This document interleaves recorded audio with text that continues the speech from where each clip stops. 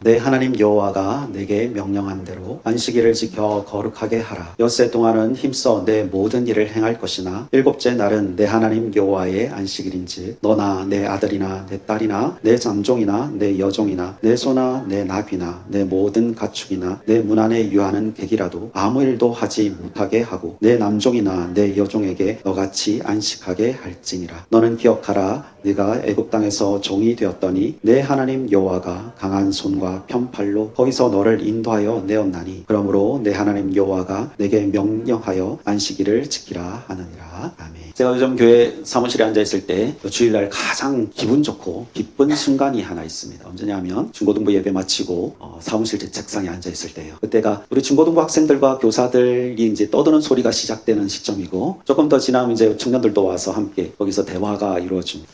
가만히 있으면 뭐 무슨 말을 하는지는 잘 안 들려요. 그런데 웃음소리들, 빨빨 뭐 박수치는 소리들, 웅성웅성하지만 그런 너무 좋은 에너지, 분위기 같은 게 느껴져서 제가 상당히 그 순간만큼은 정말 행복한 순간들이 있습니다. 저도 이제 그런 청소년 시절을 보냈어요. 교회에 이제 좋은 형들과 누나들을 만나서 좋은 영향을 받고 또 많은 도전들을 받았던 청소년 시기가 있었습니다. 그때를 기억하면 참 행복했어요. 사실 그때 제가 신앙이 있었던 건 아니에요. 그냥 목사들로 그냥 교회 왔다 갔다 하고 빠질 수 없으니까 왔지만 그 시절을 되돌아보면 신앙보다는 형들이랑 누나들이랑 지내는 시간들이 재밌었거든요. 그래서 교회를 갔었던 것 같아요. 근데 나중에 이제 제가 예수님을 인격적으로 만나고 신앙을 깊이를 경험하게 된 이후부터는 조금 달라지긴 했죠. 그때부터 이제 봉사, 헌신 뭐 이런 것들로 이어졌습니다. 근데 그러니까 교회 안에서 여러 가지 섬김들을 하다 보니까 그 섬김 가운데 기쁨들이 있잖아요. 형들, 누나들이랑 이렇게 놀는 기쁨이랑은 또 차원이 틀려요. 내가 뭔가를 해서 이렇게 섬길 수 있다는 기쁨과 그 가운데서 내 안에서 솟아나는 이게 말로 형언할 수 없는 그런 기쁨들이 있었거든요. 그런데 어느 순간 딱 문제가 발생합니다. 탈진이 왔어요. 아무것도 못 하겠는 거죠. 제가 탈진이 왔을 그때쯤의 저의 주일의 스케줄을 한번 생각해 봤어요. 정확하진 않습니다. 시간이 좀 많이 오래돼가지고 기억이 왜곡될 수는 있는데 대충 이래요. 아침 한 7시쯤에 일어나서 중고등부 아이들을 깨우러 갑니다. 그 애들 집 전화를 해서 전화를 안 받잖아요. 그럼 그 집을 찾아가는 거야. 내가 맡은 아이들을. 찾아가서 집에 들어가서 그 아이를 깨워가지고 씻겨서 아니면 씻으라고 하고 씻는 동안 옆에서 뭐 걔들이 갖고 있던 만화책 잠깐 보다가 그걸 씻고 나면 걔들 데리고 교회 와서 중고등부 예배 같이 드리고 그 다음에는 이제 작년부 또 예배를 드렸어요. 성가대 연습을 하러 갔습니다. 성가대 연습을 같이 한 다음에 작년부 예배를 드렸어요. 그리고 나서는 또 이제 끝나고 나서 성가대 연습하고 교회에서 점심을 먹고 청년부실에서 조금 쉬었다가 청년부 예배 찬양 인도하고 청년부 예배 드리고 그 다음에 청년부 예배 마친 다음에 소그룹 잠깐 하고 노방전도를 가거나 상기도를 가거나 뭐 이 다양한 프로그램이 있었거든요. 그러고 나서 집에 딱 오면 좀 편찮아 있었지만 저녁 7시나 8시 되었어요. 12시간을 교회에서 보낸 거예요. 저는 그때 그게 신앙이라고 생각했습니다. 근데 이게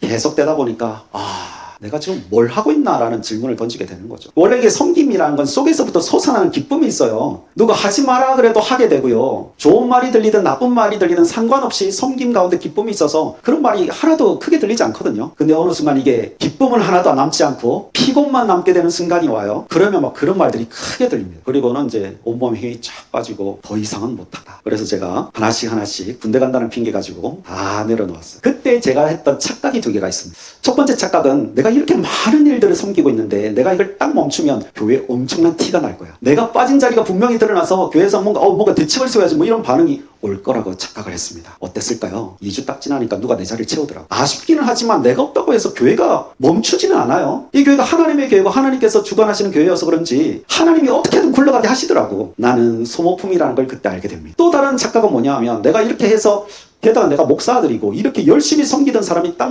멈추면 이게 뭔가 문제가 있구나. 특히나 청년들을 함부로 대하는 이런 교회 문화가 좀 바뀔 거라고 생각했어요. 청년들이 섬기는 걸 당연하게 여기고 그래서 때로는 요청이 아니라 강요를 하는 청년이니까 당연히 해야지 이렇게 말하는 그 문화가 좀 바뀔 거라고 생각했거든요. 어린 반푼어치도 없는 소리입니다. 그 오래된 악습이 나 한 사람으로 절대로 변하지 않더라고요.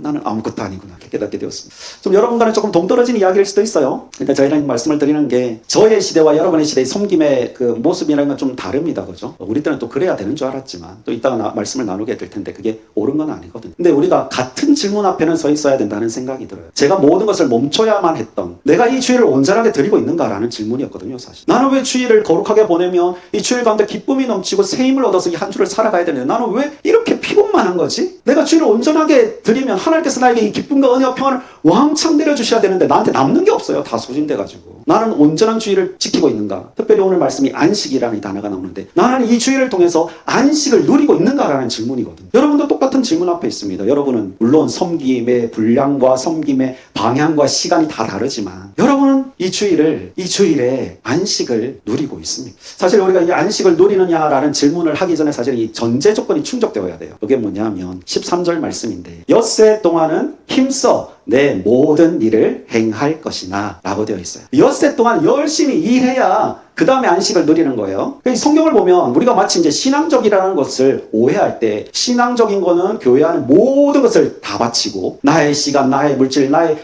공간까지도 교회에 다 바치는 것이다 라고 오해하는 경우가 있습니다. 이 성경은 우리가 방금 봤잖아요. 아니에요. 엿새 동안 힘써 네 모든 일을 해라. 그리고 나서 안식하는 거예요. 그래서 한번 이 전제 조건을 생각해 보면 이 엿새라는 단어에 혹시 또 꽂혀서 이런 생각을 할 수도 있습니다. 이걸 문자 그대로 해석해서 6일 동안 열심히 일해야 되는구나 라고 또 그런 오해도 가질 수가 있어요. 근데 우리가 그런 지적 수준은 아니잖아요. 이건 뭔가 아니다라고, 물론 그게 근거가 뭔지는 명확하게 말하기 어려울 수는 있지만 그건 아니다라고 생각을 하실 거예요. 성경을 적용할 때는 직접적 적용과 간접적 적용이 있습니다. 그러니까 엿새 동안이라는 이 6일이라는 거를 직접 그대로 현 시대로 가지고 오면 안 되는 거예요. 이거는 간접적으로 적용해야 돼요. 시대를 초월해서 변하지 않는 거는 그대로 직접적으로 적용하면 되는 거예요. 그러니까 하나님께서 요셉과 함께 하셨습니다. 그러니 오늘날에도 하나님께서 우리와 함께 하십니다. 함께 하시는 하나님은 그 시대의 하나님이나 지금 우리 시대의 하나님이 동일하세요. 그래서 이것은 그대로 직접적으로 적용하면 됩니다. 그런데 6일이라는 것은 그 시대와 우리 시대가 다른 거예요. 이걸 직접적으로 적용하면 안 된다는 거죠. 제가 이게 좀 궁금해졌어요. 도대체 그 고대 시대 이집트 문화에서는 도대체 며칠을 일했을까라고 생각이 갑자기 질문이 들었어요. 제가 가지고 있는 자료를 찾아보니까 이런 내용이 안 나오는 거예요. 그래서 그 위대하신 챗GPT에게 물어봤습니다. 고대 이집트 문화에서는 며칠 일하고 며칠 쉬었니? 그때는 주간이 며칠이었니? 이런 질문을 던져봤어요. 그랬더니 놀랍게도 이 똑똑한 녀석이 그때는 데카트라는 시스템을 사용해서 주 10일을 한 주일이 10일이었다는 말을 해주더라고요. 일단 우리는 또 챗GPT를 잘 안 믿잖아요. 근거 자료를 제시해봤는데 똑같은 이야기를 또 반복하는 거예요. 이거 그럼 옳지 않은 건가 해서 또 다른데 구글링을 좀 해봤어요 했더니 이런 내용이 나오더라고요. 왕가의 계곡에서 무덤을 건설하는 노동자들의 마을이 있었다고 합니다. 거기서 발견된 하여튼 기록된 거에 그런 내용이 있었다고 합니다. 노동자들이 파업을 한 내용도 나오고, 그리고 이런 내용이 있어요. 노동자가 8일 일하고 이틀 쉬었다라는 내용이 나와요. 그러니까 그 말 챗GPT의 말이 맞는 거예요. 주 10일이었다는 거죠. 8일 동안 일하고 이틀 쉬었어요. 그런데 그 다음에 또 이런 내용이 나와요. 당시의 노동자들이 중산층이지만 이런 내용이 나와요. 그 쉬는 이틀 동안도 생계를 위해서 다른 일, 우리 같으면 아르바이트겠죠. 다른 일을 했다라는 내용들이 나와요. 그러니까 10일 단위인데 결국에는 그 사람들이 이틀 쉬는 게 아니라 또 이틀 또 다른 일을 했다는 거예요. 이 사람들은 쉬는 날이 거의 없었다는 거죠. 물론 이제 또 다른 자료를 보니까 10일마다 축제가 있었고 또 그날을 귀하게 여기는 기념일로 여겼다라는 내용들도 나와 있어요. 물론 쉰 사람도 있겠지만 안 쉰 사람도 있겠죠. 물론 그런 내용들이 있었어요. 이제 그런 문화에서 이스라엘 백성들이 나왔잖아요. 이게 그 시대가 언제인지를 좀 이렇게 명확하게 추정할 수가 없어서 이걸 이렇다라고 말하기는 조금 아닐 수도 있을 가능성이 있어서 그렇긴 한데, 아무튼 고대 이집트 문명에서는 10일 주간으로 단위로 움직였다고 생각하면 그 문화에서 익숙해져 있던 이스라엘 백성들이 나와서 출애굽을 해서 광야에 가서 시내산에서 하나님의 계명을 받습니다. 그리고 하나님께서 십계명을 통해서 안식일을 기억하여 거룩하게 지키라고 말씀하시는 거예요. 근데 안식일은 바로 6일이라고 하루 쉬는 겁니다. 자, 그렇다면 여러분, 이런 문화 속에서 자랐던 사람들이 광야에서 이제 8일 일하고 이틀 쉬는 게 익숙했던 사람들이 6일이라고 하루 쉬는 걸로 바뀌었어요. 이 문화가 설명해 주는 게 뭘까요? 너희는 다른 백성이야 라고 말해요. 거룩하다는 것이 바로 다르다, 구별되다 라는 뜻이거든요. 너희는 저들과 다른 문화, 너희는 저들과 다른 백성, 바로 나의 백성이야 라는 메시지가 담겨 있는 것입니다.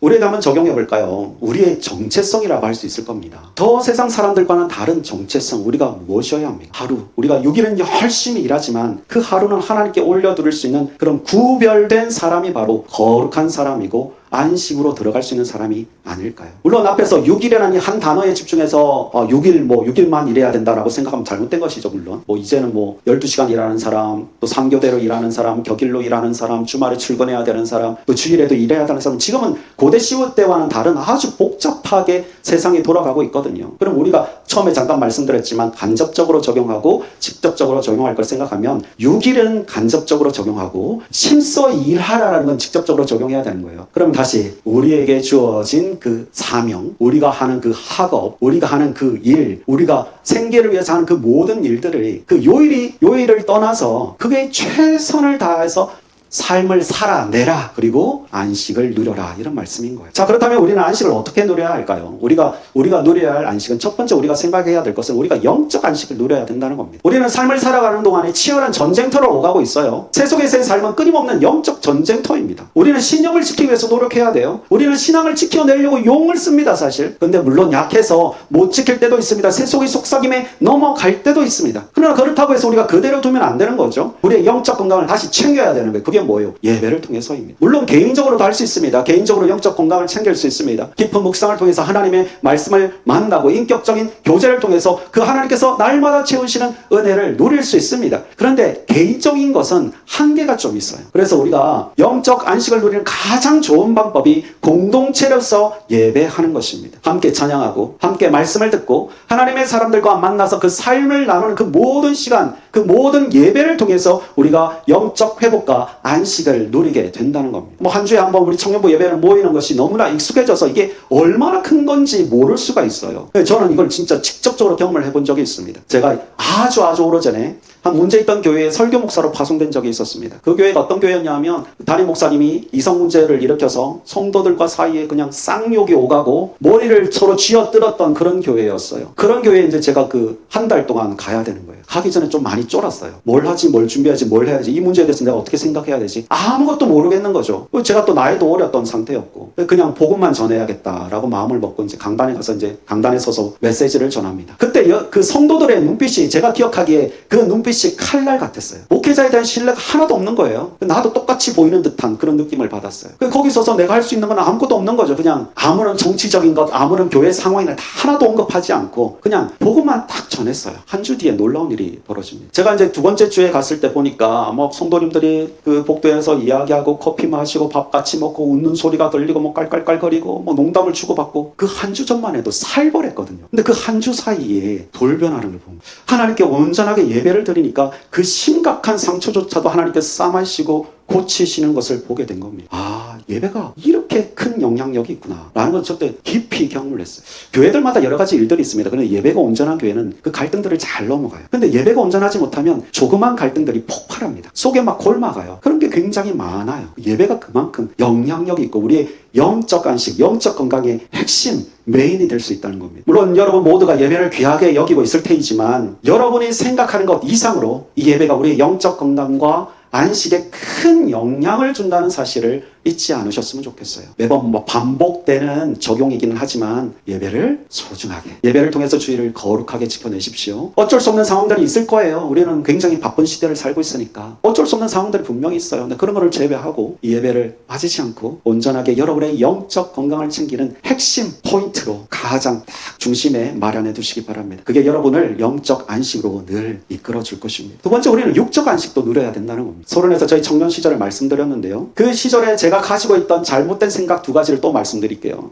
그 시절에 저는 주일 거의 12시간을 보냈다고 말씀드렸는데 주일 저녁에 가면 집에 가면 그냥 푹 쓰러지는 거예요. 가족들과 대화할 시간도 없어요. 그냥 밥을 먹는지 마는 중 하고 그냥 푹 쓰러지는 거예요. 그 시절에 저는 그게 신앙이라고 착각했습니다. 근데 그것은 옳은 것이 아니었어요. 왜일까요? 만약 그렇게 한다면 엿새 동안 힘써 내 모든 일을 행하라는 이 말씀을 어기게 되는 거예요. 주일이 너무 피곤하고 지쳐가지고 교회에서 섬기는 게 너무 지나쳐서 월요일에 영향을 준다? 이건 문제 있는 거예요. 내가 영적으로도 안식해야겠지만 육적으로도 안식을 해야 된다고요. 나의 섬김이 너무 지나쳐서 주일 저녁에 가족들과 식사를 못한다? 문제 있는 거예요. 사실 우리가 너무 바빠서 가족들이랑 식사할 기회가 별로 없잖아요. 가능하면 주일 저녁은 항상 가족이랑 먹어야지 목표를 좀 세워두고 가족들과 식사에 영향을 준다 그러면 섬김을 줄여야 합니다. 줄여라고 하니까 얼마나 고맙습니까, 그죠? 그리고 제가 가지고 있었던 잘못된 생각 또 한 가지는 이거였습니다. 내가 이렇게 열심히 섬기니까 다른 애들도 이렇게 해야 된다고 생각했습니다. 일단 내가 그렇게 섬기는 것 자체가 문제가 있는 것이었는데 다른 사람들 다 그렇게 해야 된다고 착각했습니다. 잘못이에요.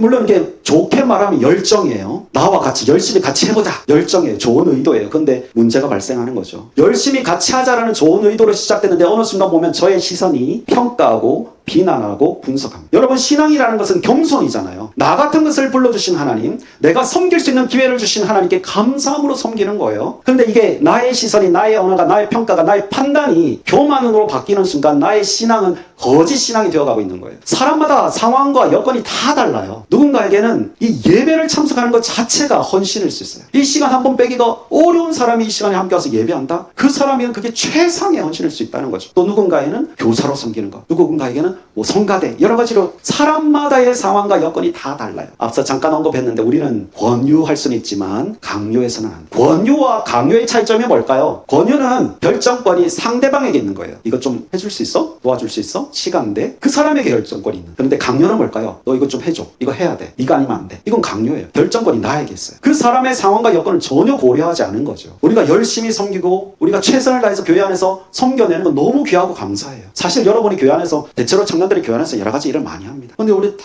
깨놓고 이야기해서 여러분이 돈 받는 거 아니잖아요. 여러분 게다가 헌금까지 해요. 아니, 세상에 이런 데가 어디 있습니까? 자기가 좀 천박한 말이지만 내가 돈 되고 내가 가서 일해. 그렇잖아. 근데 여러분 헌금 드리죠. 시간 드리죠. 여러분의 뭐 시간과 공간과 여러분의 생각과 그 많은 것을 드리고 있어요. 너무나 귀한 거예요. 근데 그 귀함을 내 자신과 하나님 사이만 보면 내가 할 수 있는 대로 최선을 다하고 남에게는 권유를 하되 강요하지 마. 공동체가 그래야 서로 조화돼서 다양한 색깔들을 드러내며 다양한 곳곳 적재적소에서 최상의 결과를 만들어내는. 내가 한 4-5개 섬기니까 2-3개 섬기는 것들은 신앙도 없는 것들이야. 제가 그랬습니다. 옳지 않았어. 어느 날 딱 보니까 그때 저의 기도 제목이 이거였어요. 나에게 있는 이 교만을 내려놓으시고 우리의 섬김도 우리의 봉사도 우리의 헌신도 그래야 한다는 것. 또 한 가지는 아무것도 안 하고 있다면 뭐라도 하세요. 물론 예배에 참석하는 것도 귀한 거지만 저는 이렇게 권유하는 거예요. 뭐라도 하세요.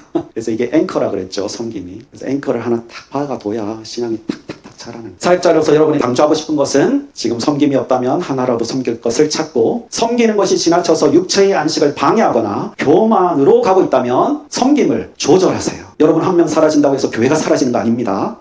없으면 없는 대로 불러가야 돼요. 그게 교회. 그런데 그렇게 전체를 위해서 나 자신을 너무 희생하면 결국엔 번아웃 돼가지고 너도 죽고 나도 죽어요. 위험한 신호가 느껴지면 멈출 줄도 알아요. 그게 나 하나 멈추는 게 뭔가 큰일이 생길 것 같죠? 큰일은 그렇게 많이 생기진 않더라고. 그런데 이 상태로 계속 지속하면 더 큰일이 생기더라고요. 적절하게 조절하고 저녁에 육체의 안식을 누릴 수 없다? 조절하세요. 오늘 설교의 포커스가 영적, 육적, 그리고 심리적 안식에 좀 이렇게 포커스를 두어서 말씀드렸기 때문에 이 거룩이라는 부분에 대해서는 강조해서 말씀드리진 못했습니다. 그러나 사실은 결론적으로는 같은 말일 수도 있어요. 거룩의 단어의 본래 의미가 구별되는 것이거든요. 그래서 거룩하게 주일을 보낸다는 것은 세상에 지친 영혼이 영혼으로 살았는데 그 하루의 날을 구별해서, 시간을 구별해서 하나님을 만나는 것입니다. 특별히 예배를 통해서 예배를 위해 시간과 공간을 구별하고 하나님 앞으로 나아오는 것입니다. 그 구별되게 드리는 시간을 통해서 우리는 영적 안식을 누려야 합니다. 또한 평일에는 정말 열심히 최선을 다해서 공부하고 일하고 돈 벌고, 그리고 주일에 와서는 안식, 영적 안식뿐만 아니라 육체적 안식도 누리십시오. 평일과는 다르게 구별된 날을 보내십시오. 평일에는 열심히 놀았지만 주일에는 그 체력으로 하나님께 좀 올려드려 봐주십시오. 하나님의 나라와 영광을 위해서 내 몸을 봉헌하여 섬김으로 나아가는 그 구별도 드릴 줄 알아야 합니다. 세대가 달라지면서 섬김의 방향과 그 크기나 깊이가 달라지는 것은 있지만 우리가 하나님 앞에서 보내야 한다는 것, 주일을 하나님 앞에서 하나님께 그리고 하나님을 위해서 보내야 한다는 그 본질은 변함이 없습니다. 하나님께서 주시는 안식과 평안을 누리는 그런 우리가 되길 바랍니다. 하나님께서 주시는 은혜도 누리고 하나님께서 주시는 또 쉼의 은혜도, 이 은혜 가지고 또 한 주를 살아내는 우리 모든 청년부 되길 바랍니다.